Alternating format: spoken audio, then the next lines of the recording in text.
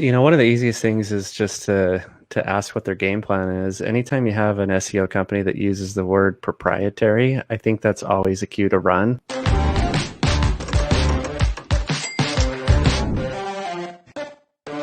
Sales Ascender, Chris here. Hey, you are here for a spotlight series.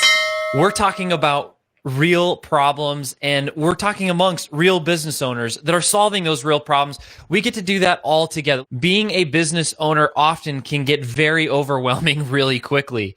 It can get completely lonely, but it doesn't have to be. On the Spotlight series, we get to meet fellow entrepreneurs and business owners just like you and I, and they bring us behind the curtain, sharing with us real stories, their journeys of what's going on, and always bringing and leading with value, because at Sales Ascenders, that's what we focus on is leading with value and making real and positive connections. And today, for the Spotlight series, we get to dive into SEO. You're going to have some actionable takeaways from an absolute pro, which is why you need to meet Damon. Damon, how's it going?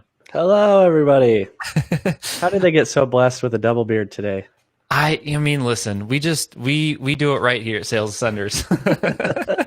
And we were just talking a little bit before we jumping on here. Look how cool his logo is. Damon Burton. I mean, the name, the beard, it's all in one place. Stuck with it. He can't shave. You can't shave. Would it be the same if this was gone? Just mustache? 80s cop? That would be good. I'm not doing. Yeah, that's never going to happen. And what happens if you just take away your mustache? What do people think? I look like a baby. I'm a baby face. Baby face. Yeah. Well, I was earlier, he was joking about looking like a terrorist when he took away the mustache but kept the beard. The first few years it was just this, and it was not, because I'm compensating. This length is compensation, because if you look close, it's kind of patchy. So I need it all. It's all or nothing. It's all. Well, I'm assuming you've gone all in with SEO because you've done some, as I've been told. So Sean got to connect with Damon, and through the grapevine, I've heard he's done some pretty remarkable things, which is why he is on the Spotlight series today. Couple things, everyone listening. If you're catching the replay on this is why you want to stick around. He actually has a book that you can check out on Amazon. Here, I'll share a screen here real quick. Go. Look at, and cue. Yeah, we have great special effects here on Spotlight series. Very real light graphics. You can go on Amazon if you prefer the book version. Definitely recommend the book. I have not read this book myself personally, but Sean has, and he was like, this was an awesome book in terms of just the stories and actual takeaways. If you like the free PDF version, again, leading with value, Damon's like, yeah, just go here. There's not really a hook or an upsell to this. I think, would you say, Damon, it's a Facebook group, your community? That's it. The next page is thanks. Do you want to join our group? The end. The end. Yeah. So if you no crazy surprises none of us really want. You're good. It's a safe place here. You're in the tree of trust, the nest. So yes, you can get the free version via PDF. We'll be going through this. A couple things, 52-week content calendar was a big part of this book, and a list of really helpful questions to ask SEO agencies. All of us business owners, we've gone through the SEO cycle. We currently have an agency, or maybe we're considering bringing on that type of acquisition and visibility online into our business. What do we need to be thinking, and how do we qualify? Maybe we start there. What would you recommend?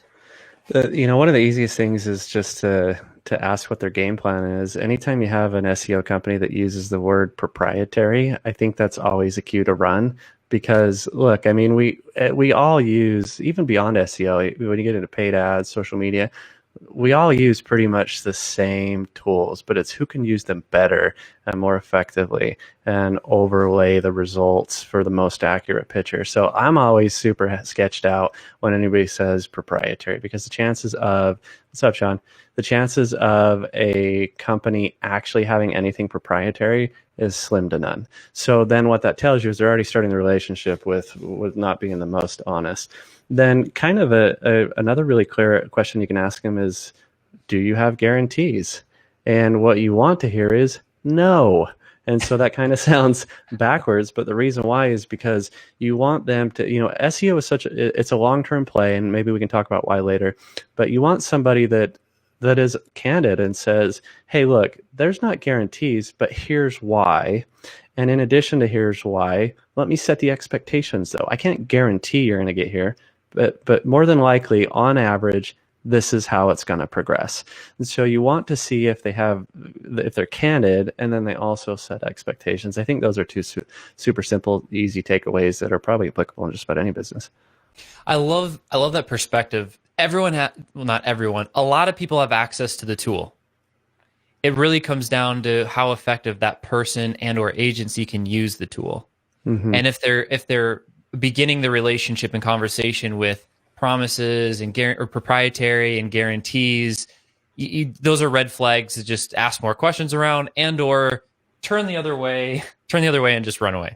Yeah. For your recommendation. Yeah, that's awesome. What are there any other like best practices or things that you particularly look for? Maybe specifically in terms of like, how could you kind of test the waters of how skillful they are with the tool?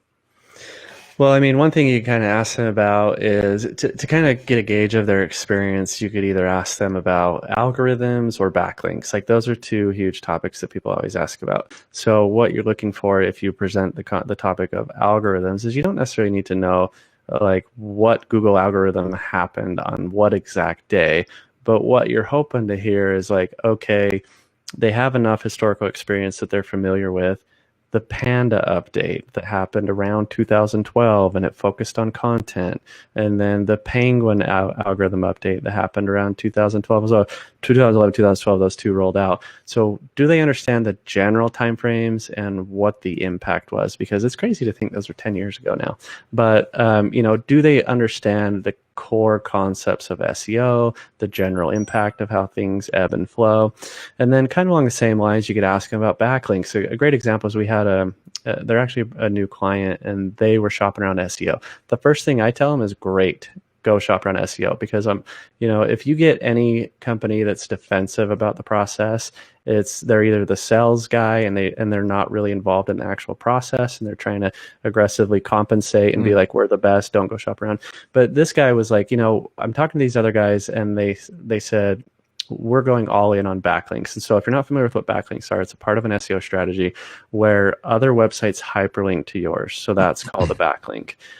There's a million different ways to do that, but backlinks are kind of like taxes. Like you want to squeeze out every last dollar you can, but if you push too hard, you're going to raise red flags. You're going to create a footprint, a pattern, and then here comes the penalties. So ask about backlinks, because people are going to be, if they're hyper polarized about it, then you're either going to, most agencies are going to say, we go all in. That's the majority of our process. If that's the response, ask them what the process is. Again, if they say it's proprietary, we can't tell you, run. Or if they're not familiar with it, then that means they're going to be rolling out backlinks and SEO strategies that are probably risky. So what I would look for in a reply is, again, candor and transparency, where they say, well, it varies based on clients. Some clients, some industries, we can be more aggressive. Some we can be less aggressive. So long story short, listen for somebody that's setting expectations, and it will be transparent in the processes and involve you in it. Kind of like listening, just for you're partnering with this agency in a way, and so if you have good communication, good partnership, those are usually good leading indicators that will go well. It sounds like. What's going through my mind is maybe some of the objections, Damon. Like for example, SEO. I don't think it's really right for my company. Should every company have SEO? Why or why not? No, they should not. Which one should? Literally, the conversation before we just jumped on here is I was talking about, the guy was in investments, so he sells insurance, 401ks, retirement. I think a lot of marketers like to throw rocks, either because they're defensive about their process or it's their marketing gimmick, like throw rocks at the other guys. So I've never been one to say paid ads are bad, social media is bad, SEO is the only way. So for me, I can give you the short answer, and then I can give you a very specific example of how that worked to my benefit. So the short answer is, look, SEO is slow. We can talk about why. You're going to be in it for probably at least a year before you get a return on your investment. It doesn't mean you won't see progress before a year. You'll see the forward motion and the gains, but you're probably not going to get that return on what you put into it until a year. So that doesn't make sense for everybody. Like, do you have A, the patience, B, the cash flow runway to stick it out that long. Because if you say, I think so, and then you get 6 months into it, and then you decide to pull the plug, like you just burn 6 months worth of time and cash. Yeah. So you have to have the cash flow and the patience. Now, the other example with the investment guy is it depends on the industry. I mean, if you sell, so I'll use the investment guy, and then I'll use the random business that sells blue widgets. So Perfect. if you're the blue widget company and you sell this for 99 cents, you got to sell a crap ton of blue widgets to make up your $3,000 a month investment in SEO. So it doesn't always make sense that way. Now, sometimes you still do it, but no, it's a long-term play, but you get your cash flow coming from paid ads or whatever else. The investment guy, the reason why investments are an example of maybe an industry that you don't want to tackle is you have certain regulations you got to follow. And then if you're selling instruments for certain institutions, they will not give you the creative freedom to talk about that product above and beyond only what they put on this piece of paper. Got it. So if you don't have the freedom to write uniquely, you can't rank uniquely. So you have to be able to come and present a unique perspective on a product or a problem. Because if you go in there and you sell the same financial product that a million other people are selling, and you copy and paste the brochure that's on a million other websites, you're not going to stand out any differently because it's on a million other websites. So you have to have the cash flow, the patience, and the creative freedom to be able to get a return on investment with SEO. Makes sense. Laying out that criteria, I think, sets the expectation as you're describing. So people know, okay, if I fit in this bucket, hey, perfect. This is the right timing. It's the right way for me to approach acquisition, and maybe it's just visibility or front of mind marketing or advertising. Okay, so helping through that criteria, another thing that always goes through my mind is simply price point. But Damon, I mean, I found this guy for $250 a month, for $500 a month. He said he can do feature benefit is all the same. What's a good price range? What should we stay away? How cheap is too cheap, and how much is too much? Like most businesses, you get what you pay for. Totally applicable to SEO. My agency, most clients are around $2,000 to $5,000 a month. The way that we price it out, which will kind of answer, what do you watch out for, is we do not do pricing packages. So everything's custom quoted based on the individual client's needs. So when I look at a potential lead, I say, okay, what is their industry and how competitive is it? So is it weight loss, which is hyper competitive and it's applicable across the globe? That's a lot of other websites you got to fight against, a lot of other content you need to offset and catch up to. That means more time, more cost. The second thing is, are there geographical limitations or qualifiers? So are you a dentist in a city? Are you an attorney in a state? Are you a national brand or an international brand? Same thing. The broader you go, the more competition, content, assets, time, cost.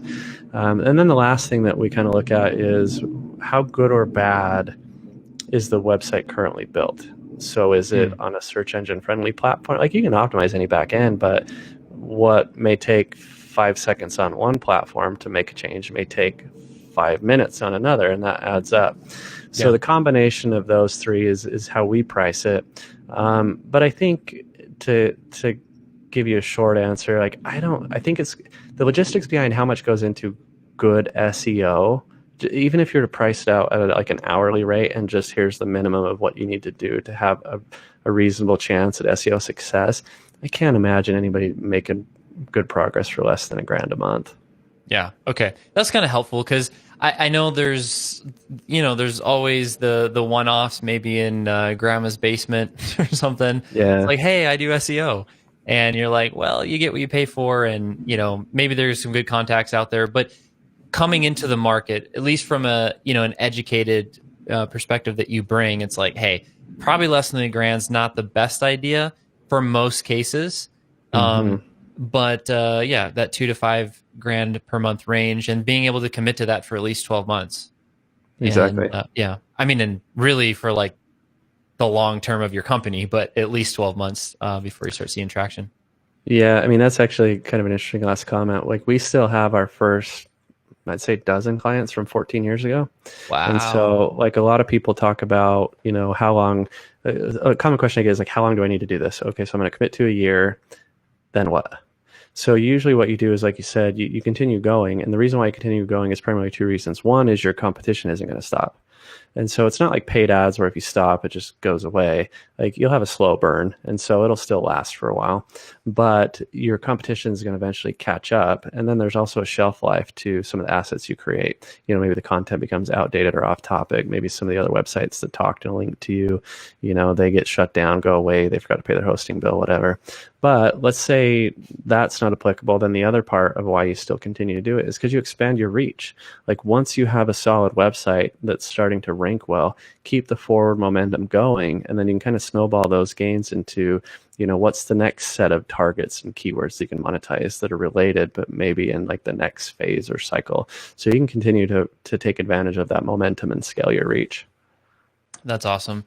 This is good. Everyone listening, sales ascenders, we still have the 52-week content calendar coming up for just a second. So if you're just, I say a wave of more people coming in. If you're just joining, hey, we're on the Spotlight series here with Damon.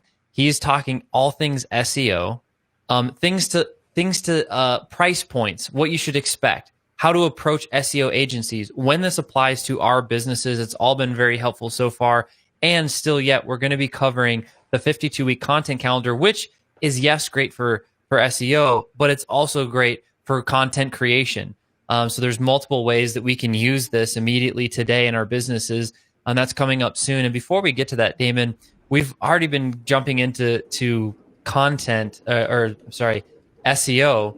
But I'm curious to hear more about you and how you got into SEO and where that journey started. So when I originally took the entrepreneurial leap, I was in the design side. So I was a designer. So I did web design. I was the guy that did crappy websites in grandma's basement for a year or two. Hey, we all start somewhere, right? Yeah. So I did that for a while. And then it was actually one of those design clients that I said is with us 14 years later. Wow. They said, what do you know about Google? And I said, well, I know enough that I'd be willing to experiment a little bit if you want to experiment on me. But I've always been very moral driven and ethical. And so I said, look, I don't know enough though that I feel comfortable charging you for it. Yeah. But I also don't want to work for free. So here's how we meet in the middle. I will do it for free if and until we hit these goals. Then if those goals are hit, you owe me retroactively, and moving forward, we start a retainer. And so we ended up hitting those goals. We had like a 3-month goal, and I think we hit it in like 6 months or 6 weeks. And so, I was like, oh, well, they were very graceful. So, at least you got there. So 3 months, we hit it in 6 weeks. So then we started a retainer, and I enjoyed the process of SEO. And so I said, well, let's try this with another client. So I brought that to another client who's still a client today as well. And I presented a similar arrangement. We hit those goals, and then we started a retainer. So at that point, I made a very clear decision to be the SEO guy. I didn't want to be an agency that, offered it all and was mediocre at all of it. So what I found appealing with SEO was that it was dynamic enough to keep your interest, be fun and sexy, and things change and it's always fresh, but it's also consistent enough that you know what you're walking into every day. You know what battles you're going to go fight and what type of gains you're fighting for your clients. And so I think that balance of dynamicness but stability is kind of what's held my interest over the years. So 14 years now. Yeah, February. So this month is I started in 2007, so 14 years this month. That's awesome, man. Well, congrats on doing anything online for over a decade. You're almost a dinosaur. I am. In a positive way. There's gray hairs up in this beard. That's right. So you've been doing it for a while, and I can see why some of your personal interest has kept you in it. You like the balance of stability, but things are always changing. That caught my attention. What do you see as some of the upcoming changes or current changes that us business owners need to be aware of in SEO today? This is a fun topic because it's the opposite of what most would expect. So what I usually say to what the future of SEO is the same old. And I think what happens, I think why I've had long-term success in SEO is because I don't get distracted by the shiny objects, right? So a lot of times when an algorithm comes along, everyone freaks out and goes, okay, how do we react instead of being proactive before it happened? Like some good examples are, we'll go all the way back to that Penguin algorithm update that was in 2012. So that algorithm focused on backlinks, where we talked about another website links to yours. Yeah. So the way the game used to be played with backlinks was quantity over quality. So there was like these message boards that would just go, or these software that would just like go spam and get a link wherever it possibly could. Now, my thought process started to become, well, if I can clearly identify what links are automated and low quality, Google's infinitely smarter than I am. So they're going to identify this pattern at some point if they haven't already. And so we started to clean up and backtrack from that process. And what happened was about 2 years after that, the algorithm came out and just crushed the SEO market. And that was a time where we grew, because then none of our clients got hit because we cleaned it up. So they're still moving strong. So we didn't lose any clients. And in fact, we got more clients, because then other people would come to us and say, we just got hammered and our guys don't know how to fix it. And so that really helped us by being proactive. And so it's like the same kind of thing. Like if you think about, if the way to protect yourself with the future of SEO is to focus on the core fundamentals of SEO. They're really simple things: good web design and user experience, good unique content, quick page load. Now, if you take and apply that to something specific, like, okay, Damon, future of SEO is voice. Damon, the future of SEO is video. Damon, it recently, Google came out with mobile get-in, which was like the end of days if your website wasn't mobile friendly. If you think about all of those, they're all the same thing. So mobile friendliness was Google saying, hey, have a quick loading website that looks good on a mobile device. Pretty standard practice, good user experience. Right. So then you jump over to voice. Like nobody doing SEO is over here like recording voice drops for Google to ping and pull down the voice answer from a voice search.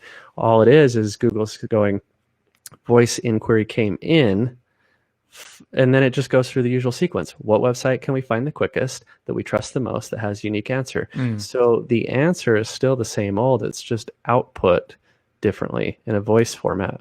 Makes sense. So to this day, pretty much there's been no major significant algorithm, at least in the scope of the way we approach SEO. We've never had a client hit with a penalty. In fact, there was a big algorithm update just 2 months ago, and our client had 130 something new rankings in the green as a result. So most of the time our algorithms, when they roll up, are either neutral or positive. So wow. There are ways I'm sure people can beat us in the short run, but not in the long run. I think there's a couple of things that you mentioned are really powerful here. You mentioned the word foundation. You didn't say this, but you were alluding to certain principles. In other words, you can, here's the hack, here's the hook, here's the new trend, here's whatever, and here's the way to exploit that and go fast, right? But if you bring it down to a principle and a foundational level, here's the fundamentals, the blocking and tackling of SEO. All of us listening in each kind of aspect department of our businesses, I relate to it and I connect to that from the sales perspective, from a prospecting perspective. If you're just spamming or from a marketing perspective, like ads, and you're going and there's high churn and it's like, there's a lot of excess. There's a lot of bloat to the process. And eventually, when it all settles, you're not left with much, if anything. And so it's funny how, what do we want? We know we want the result. What are the fundamentals of that? And how do we just step by step get a little bit further each day is kind of what I was hearing you saying as your philosophy, your approach in SEO. And it's probably why you're still here 14 years later. Yeah, I mean, I guess if you want to look at it from really crappy generic math, I mean, do you want to make like $1,000 super fast for 6 months, or do you want to make nothing for 6 months and then make 10,000 a month after that? So it's, I think delayed gratification goes a long ways certainly in SEO, but just in business in general. Yeah. It's so true. It's so true. This has been awesome so far. I'm enjoying kind of your relationship connection to SEO. And while we're talking about this, on the banner behind you, it says SEO Nation. sorry, SEO National. Yeah. And if I, what's the Zoolander movie? Like, kids, the school that where they need to read needs to be at least 3 times the size. The school, yeah, I can't read good. Yeah, I know what you're talking about. Yeah, yeah. I don't know. Zoolander's flashing through my head random. All right, sorry. Stay focused, Chris. Yes, if only I could read SEO National. Tell us a little bit more about SEO National. So that's the company I founded in 2007. So I have a team of 23. I just hired 3 new people this week. Congrats.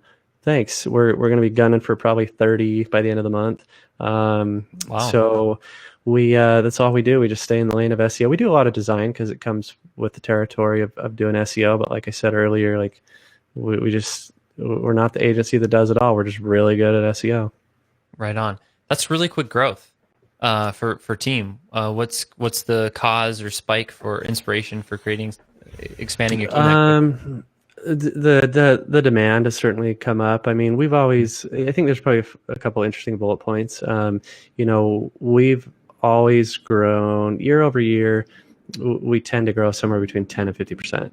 And it's almost entirely referrals. The last 2 years, it's been equally referrals and social proof where, I get on webinars, podcasts, LinkedIn, whatever, and I don't send people to a call to action. I don't send them to a landing page. I just go, okay, here's the SEO problem. Here's the solution. So the way that that's really helped us grow is because then it breaks down the sales walls. You stay top of mind. And then when people are ready, they go, okay, I'm ready for your thing. I already understand how it works. Like, here's my money. So social proof has really worked out well. And so we've kind of doubled down on that. And I think we've been on the fortunate side of COVID. We're definitely up as a result of that. And so it's kind of been a little bit of a perfect storm where I've always had a remote team, so I didn't have to pivot any when COVID came along. I've leaned heavily into documenting processes years ago, so we've always been super scalable. But as the demand, because we've had processes documented, it's been easy to grow the team. So as the demand came in, then we could vet the talent, bring somebody in and go, okay, here's the CRM, follow the processes. But I think this time I need to grow a little more proactively because I've probably sent out more proposals in the last 2 weeks than I usually do in like 6 months. And so I think if I'm not proactive about it this time, I'm going to be hurting a little bit. So a little bit of proactiveness. Okay. You don't want that gap. What's your, I always like, I'm going to fire a couple of questions at you. And then we'll get into the SEMA story, which I've heard is interesting. So that all said, what's your favorite tool currently? Like just SEO internally? Tool? SEO tool? Yeah, let's do SEO tool. One of the funner tools is Answer the Public. It's a free website. So it's just answerthepublic.com. And that's probably, I'll mention that one because A, it's cool and fun, and B, it's relevant to the listeners. If you go in there and you type, I'll actually share a really good story. So when we were working with the Utah Jazz, they have a new retail division called Team Store where we go, okay, you need to sell more merchandise, hats, jerseys. So what Answer the Public does is helps you identify what your audience is already asking search engines and platforms. So instead of taking the shotgun approach and guessing like, I'm going to write about this topic just because it sounds like I should, you can actually tap into the buyer intent of what people are already asking. And so one of the fun stories with the Jazz was they said, okay, we need to sell more jerseys for newer players, but then we also need to sell them for legacy players like Karl Malone. So we typed in Karl Malone and so you're going to get your common things like how tall was he? What was his statistics? Blah, blah, blah. But one of the questions that we would have never thought of and the company would have never thought of was how did Karl Malone die? But Karl Malone's not dead. So that's valuable because it doesn't matter that the question is wrong. It's what your audience and consumer is asking. So then what you do is even though the question is wrong, you come up with the right answer. So in that case, you might come up with a blog post that's, here's the 10 myths of how Karl Malone died. So you address the question, you correct course, you're the subject matter expert. It's a unique piece of content that nobody else is writing about. And then you bring them in and then, by the way, here's his jersey if you'd like to buy it. I think hopefully everyone kind of heard what you just said. When it comes to creating content, you don't have to guess. Mm-hmm. You can see where the attention is going and what people are asking and what people are thinking, and then you have all the answers. And we got faithful Facebook user. If you go to streamyard.com/Facebook, click like one or two buttons, then we'll see your face and your name. But for now, thank you for watching, faithful Facebook user. Yes, I'm curious what ha ha ha ha ha is. I'm assuming it's Carl Malone, the mailman, and how he passed, and even though he didn't. I don't know. So, but outside of that, it'll stay a mystery. But I think it's really cool that when it comes to this, if you've ever felt stuck, or you're looking at the blank cursor, wondering what you're going to type next, and you're facing that problem, and as a content creator, if you're always generating, eventually you kind of get to that point. Going through to answerthepublic.com and looking what people are already searching, you can talk about what's trending and what people are actually asking and care about, and it takes the guesswork out of it. I think that's a really, really powerful tip to highlight. So that's the favorite tool. I like it. So the SEMA story. First, I guess we should let everyone know what SEMA is, and then why is this an interesting story? So SEMA is an automotive convention that's in Vegas. It's an annual convention that takes up 4 days and like 1 million square feet. It's just massive. It takes up the whole Vegas Convention Center. So in my early 20s, I was a big car enthusiast. I mean, the first website I ever built was eliterides.com. There's nothing there now. I've just kind of archived it, but that was the first domain and website I ever built out. And so I would go, as part of the whole car culture, I would go to SEMA. And the first year I went there, it was mind-blowing how big it was and how many cool things. So it's just this big convention where you can go see new vehicles, new add-ons, new modifications, new technology, just all things related to automotive. So after the first year I went to that, I was kind of hooked. And so first, of course, the first thing you do is you go home and you look for more. And so I was getting on Google trying to find out more about SEMA, and I could not find anything. I could find the main site, which was pretty bland. And then I could find a whole bunch of other people that were interested like I was, but they were just all shoddy websites. This guy had 10 pictures. This guy had 5. And so I started a website called SEMAgallery.com. So I had went there. The first year I went, I took 400 pictures. So I loaded them all in a gallery, already had more consistent access to pictures than all the other sites. And so then the second year I went and I said, okay, let's keep this going. I went from 400 pictures to like 2,500 pictures the second year. And so within that first year, I was outranking SEMA's show for all things related to SEMA picture, SEMA gallery, SEMA photo, SEMA images, SEMA video. And so what would happen is it's the first week of November. And so is when SEMA goes. And so I put AdSense on it. So October, it always went like this, whoop, and then so for me, it was passive income. Well, what had happened was year 3 or 4 or 5, I don't remember. I had a guy call me and he said, "Hey, I'm such and such attorney from, Specialty Equipment Manufacturers Association, which is SEMA. Yeah. And do you run SEMA Gallery?" And so I was like, how do I answer that? So the guy was super nice. Looking back, he probably knew how big of an idiot I was. And I just played dumb. And I was like, no, it's one of our clients. And he's like, okay, well, can you tell your client they need to shut the site down? And so he's like, well, I'm going to follow. So he kind of recaps the phone call and he says, I'm going to send you a letter and recap this as well. Just make sure it gets taken care of. Okay. So then I get off the phone and I go and Google the guy's name. Not only is he the attorney for SEMA, but he's like a former FTC lawyer and like every credential possible that I would never want to fight against. And so I took the slap on the wrist and shut it down. And go ahead, keep going. But one thing I'd say that's relevant to the audience, the moral of the story is that just simply I didn't come up with anything unique, but I gave the customers what they were searching for. The demand for that website was through the roof, and the passive income was thousands of dollars per week during that October through December window for me doing nothing other than going and having fun at a car convention, taking pictures, and then getting home, spending an hour and dumping them onto the website. So there's another story maybe after I pause and where I did the same thing with where I outranked ABC's The Bachelor show. So moral of the story is just give your customers what they want. Like you said, the topic before this is you don't have to guess. Yeah. They're calling to shut it down because you're capturing attention and you're benefiting from it. Like, why not Or is there, yeah, why is the clear reason No, there? I don't know. I agree. I don't, it's the same thing. I mean, I think it's just a technical kind of thing where if they don't prove that they're enforcing their marks, their trademarks and copyrights, that later, if there is a big one that is causing a problem, then they could say, well, no, the mark's diluted because look at SEMA Gallery over here. So I think it's just kind of it's just the way that these brands proactively. I think they're just being proactive. I don't think they necessarily have a problem with the little guys. I think they just have to be proactive so it doesn't dilute the brand for when the big guys start to step on the toes. Makes sense. Makes sense. That's awesome. I'm recalling a couple stories that just in advertising, learning what I could do and I couldn't do.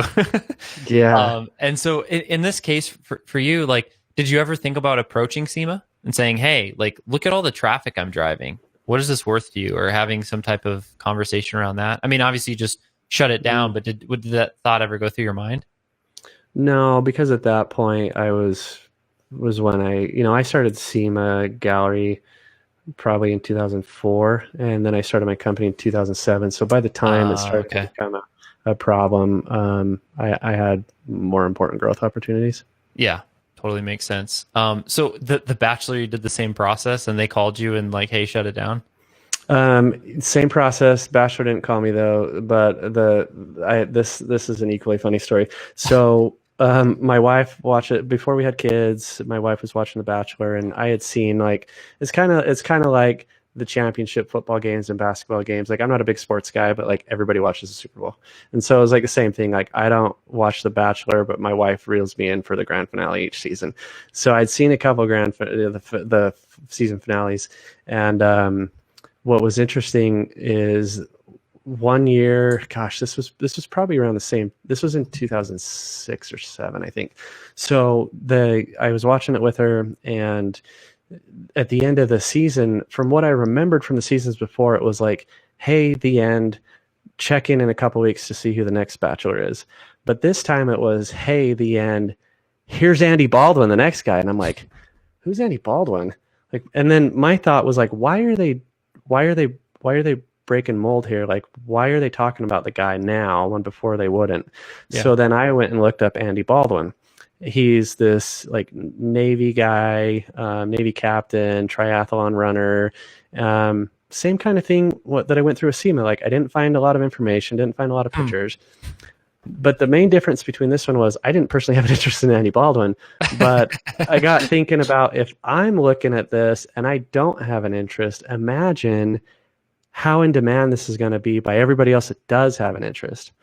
And so I told my wife, I said, I remember this was at our first house, and so I had just this crappy computer and this, shoved in the corner. And so I said, I'm going to be in here for like an hour. And I just hurried and busted out on andybaldwin.net and cataloged whatever pictures I could find, whatever information I could find. And then I even put right on there the unofficial site. Like, I'm not making any claims on this. Yeah. And within like 5-6 days, you searched Andy Baldwin, Andy Bachelor, anything, like there it was. And so I threw AdSense on there, and that was another cash cow for that year. Bachelor didn't reach out to me, but Andy did. Yeah. And I don't know if it was really him or an assistant or whatever. It was like an email, and I don't remember the details of the email, but it was basically like, you should give us the domain.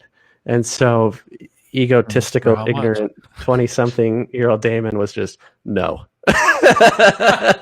that was like the only conversation I had. And then I think they reached out 1 or 2 more times, but I just stopped replying.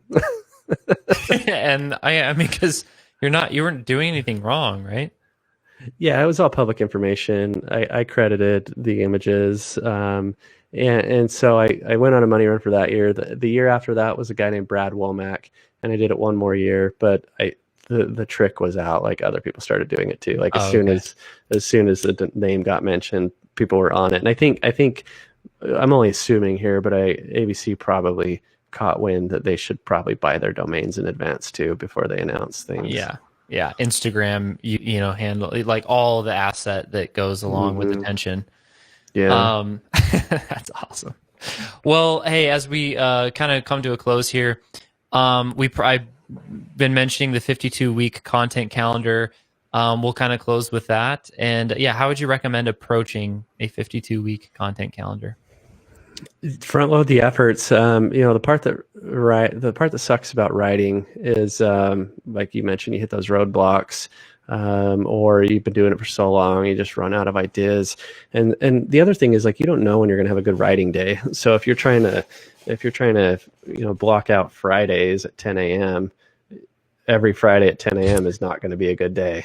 And so what you want to do is map out what the topics are in advance. So then when you do have that window, or you do have that good writing day, you can just crank it out.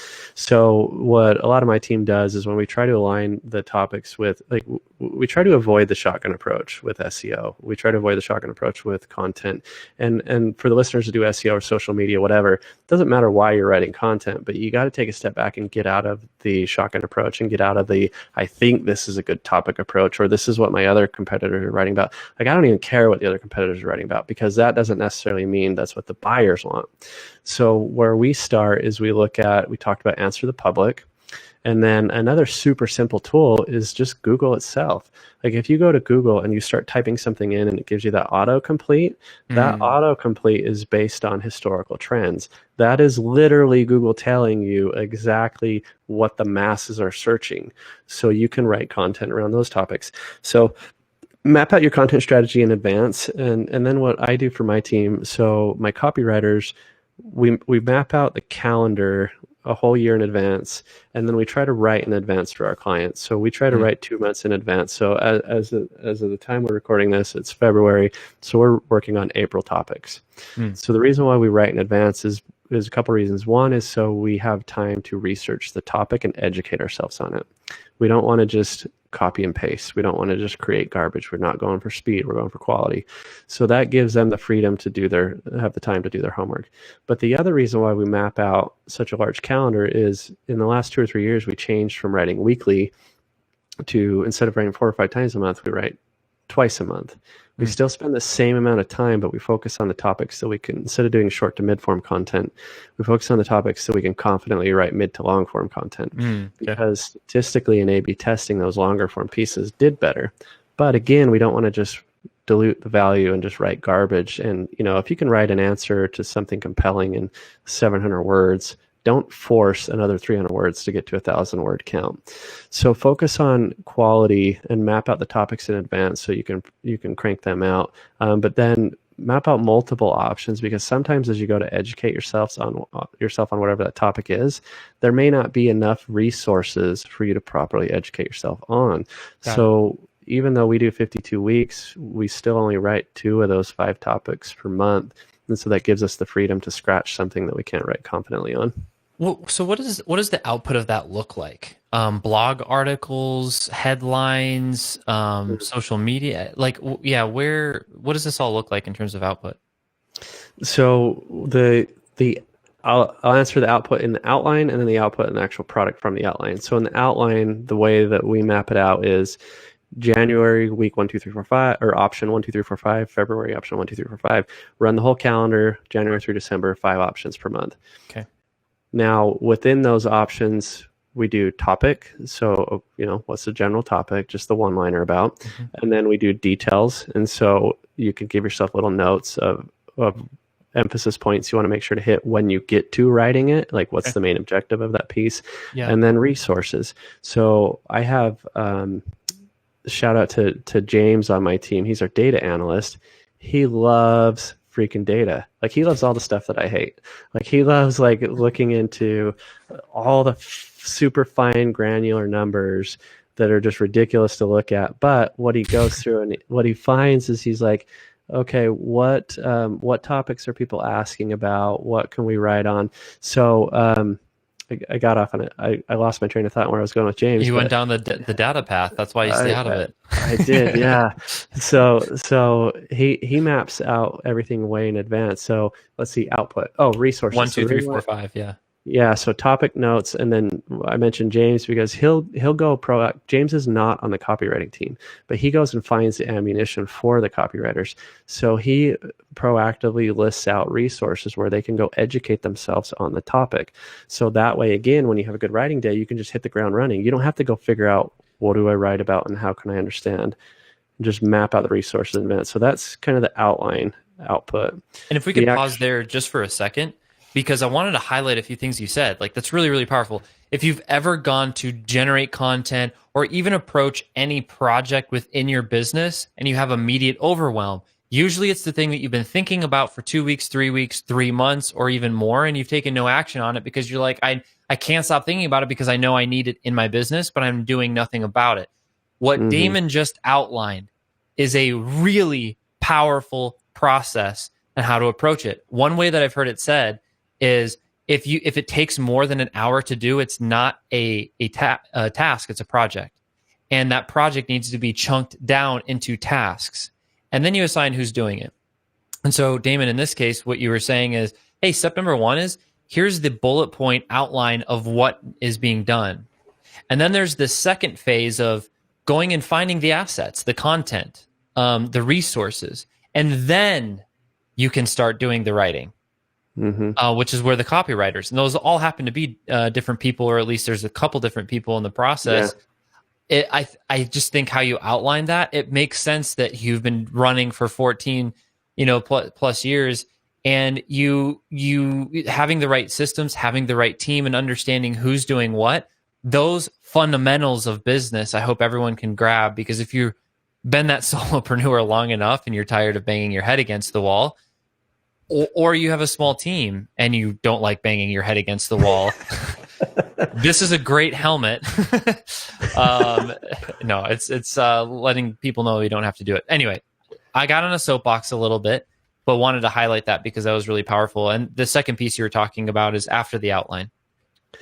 Yeah, and I'll add an asterisk to come back to what you were just talking about on the importance of documenting processes. So maybe after this outline wrap up, we can touch on that real quick. Sure. So after the outline is created, then when it comes to actual production, you got to realize how much time and effort you just spent creating the process to create a unique value-added piece of content. So then what you want to do is maximize as much of its reach as you can. So when we'll go then produce the text-based article, but then from there, we'll repurpose it into graphics, videos, because the client has already approved the topic because we mapped out the content outline in advance. Then we write the drafts in advance. Earlier I said we write them 2 months in advance. The first month is so they can do the homework and produce it. The second month is to give sufficient amount of time for the client to proof it if they'd like.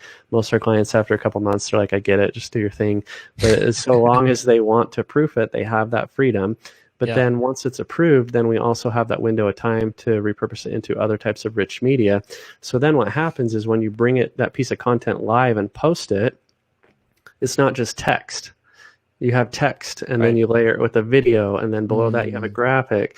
And so the SEO reach of that is Google's going to value that page heavier because it's not text only. There's more diverse content on it. And those graphics and videos have the potential to rank as standalone assets. So you could have the blog rank and the graphic rank and the video rank as 3 different assets on page 1. And so you have a greater footprint in your rankings.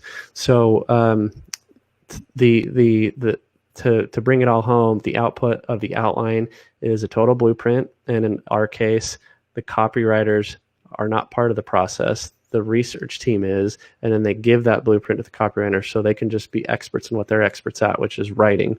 Then when we're done, the writers create the asset. Then it gets repurposed by the design side of the team, and then they'll repurpose that into some sort of graphic or video or both. Right on. Thank you for taking us behind the curtain and kind of getting to flow through the process that you've been running. Yeah. Now, what I was saying, if we want to share what the story about documenting processes is, that's one of the best things that I think I ever did. It was probably about year 8 in this 14-year journey. Is we had processes, but some were in my head, some were on a spreadsheet, wherever. And so I brought them all together, and it took 2 or 3 hours every other day for a year. It sucked. But yeah, but it's the best thing ever, because the way I can transition this into quantifiable benefits is that after that, we had, our first client that was a 5-figure a month retainer, so 10 grand plus. When we had the opportunity to bid on that contract, I wouldn't have felt confident if I didn't have our processes documented to be able to scale efficiently to meet the demand of that contract. Now, let's say that you weren't moral driven and you just want the sales. Okay, then what? You get the contract, how are you going to fulfill on it? And it's going to negatively impact your reputation. So that was one of the best things ever. And then, that also led to this other fun story about getting 3 clients in 3 or 4 weeks. And there's kind of 2 layers to this topic. One is the importance of documenting processes, and 2 is the importance of transparency. So what had happened is I made a post on LinkedIn. This was probably about 2 years ago. And a gentleman from a technology company reached out and said, "Hey, we're considering SEO. I've been following your posts. Whatever the last one was resonated with me. Can we get together?" Yeah. They happen to be local, so I went and met them in person. And after, it was the whole company, it was the guy with the old money, it was the manager, it was the sales team, it was the whole C-suite. And so about an hour after the meeting, my point of contact calls me and says, "What was interesting about that meeting is you don't often leave a marketing meeting not more confused. But you came in and not only said, here's why you should consider SEO, but here's why you should not consider SEO. And then you explained why, and why it takes time, why it's an investment, why you have to have patience." So that's the importance of transparency there, because then they end up moving forward as a client. So now we have 1 client within about a week of 1 LinkedIn post. Those guys were a client for 2 weeks before they said, "We're impressed with the processes." So again, the importance of processes. We feel confident where we're going already. Can I introduce you to my neighbor who's the head of this big law firm? So then they introduce us to this law firm. They end up becoming a client. After 1 week with this new client, they said, "Hey, I'm impressed with the processes. I'm confident where we're going. Can I introduce you to the Utah Jazz?" Wow. So of course I say yes, but then in my mind, I'm like, who is this guy? Like, how do I go from lead to Jazz? And come to find out, he was the guy. He was the exiting vice president of retail sales at the Jazz. And so what had happened is they were restructuring their retail operations and introducing what's called Team Store, where they would focus their merchandise sales. This gentleman was exiting to go to the law firm because his family was involved in the law firm. So it was a personal interest for him to transition. And so some of his last responsibilities were to fill the positions of the marketing needs. And so I think there's a lot of things that you can take away from that story so we got 3 clients within 3 weeks, 4 weeks. 1 is the importance of transparency and value. 2 is the importance of networking and relationships, because if you think about, I could have spent all the money in the world on paid ads, flyers, mailers, anything, and I would have never got my foot in the door with an NBA team. Yeah. So that's my fun story. That's so powerful. Well, Damon, thank you for taking your time to share your insight, your wisdom, your experiences, your processes with us today. Help us qualify how we should approach SEO in our own businesses. And all sales ascenders, you guys are so freaking amazing. There's so much talent in this group, in this community. Damon is no exception. He's a real business owner, solving real problems with a real team, and solving marketing problems for the Utah Jazz. So, and amongst probably other great clients, but that was one that he mentioned here today. And so you're getting to hear the minds, really, really powerful and wise minds that are putting these practices to use and seeing real results in the marketplace. Thank you for checking out the Spotlight series today. We'll see you back next week for some more action, some more insights, some more tools and resources. We got so much more coming. So you guys have a great weekend. Talk soon.